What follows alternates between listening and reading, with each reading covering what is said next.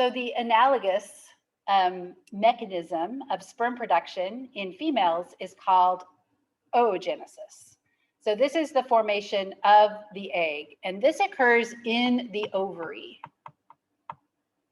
And it is a little bit different than the spermatogenesis because we're going to have one oogonium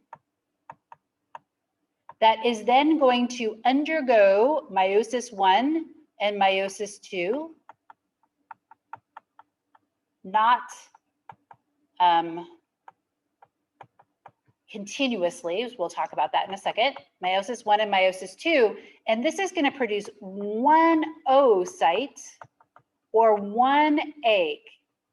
So remember that in males, we had a diploid cell that produced 4 haploid cells. In this example, we have a diploid cell that produces only one diploid cell.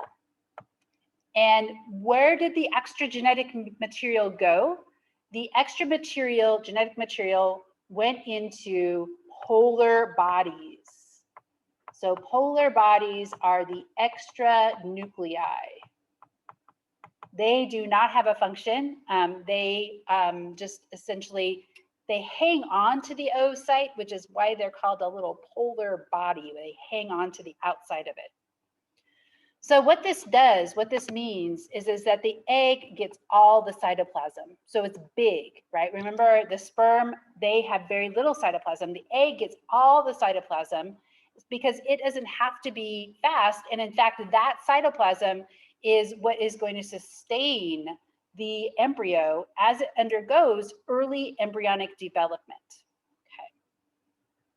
So it is also, the way that this works is the cytoplasm is not, during meiosis 1 and meiosis 2, is not equally distributed. So this is what is called unequal cytokinesis.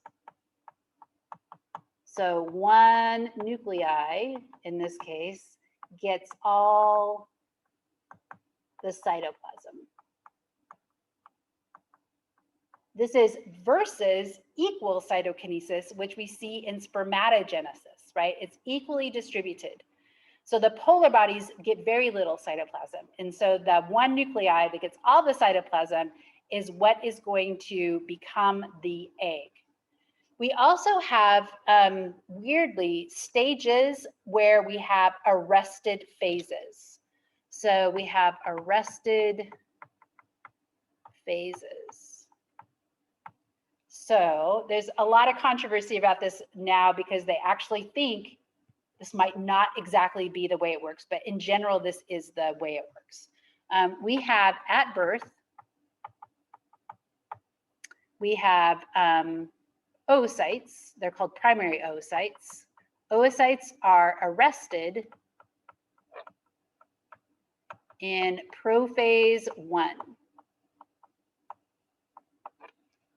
So the idea was at birth, you have all of the cells that could potentially become eggs. And so the question was that enough, right? And so they didn't think that stem cells reproduce to become oocytes, but now they think there might be stem cells involved. So it's a little bit muddied the waters a little bit there. Prophase 1 is in meiosis 1. So each month,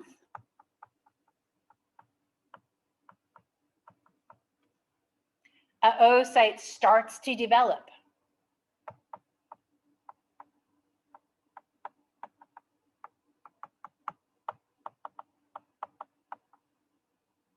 And it continues meiosis 1.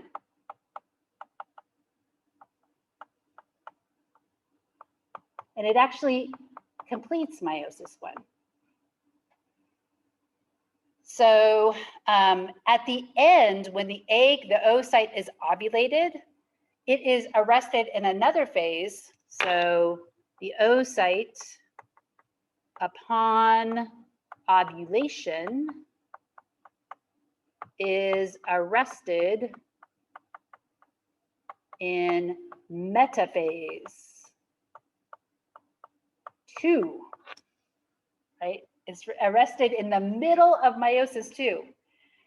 It will not finish until and if it is fertilized. So weirdly, like why, I have no idea, but it won't finish its going through meiosis 2 unless the egg is fertilized by a sperm. So let's look at a diagram of this. Okay. Before birth, we have primary oocytes arrested in prophase 1. After puberty, the secondary oocyte starts to develop and it becomes arrested in metaphase 2. Once the sperm enter, then meiosis completes, and then we get a fertilized egg.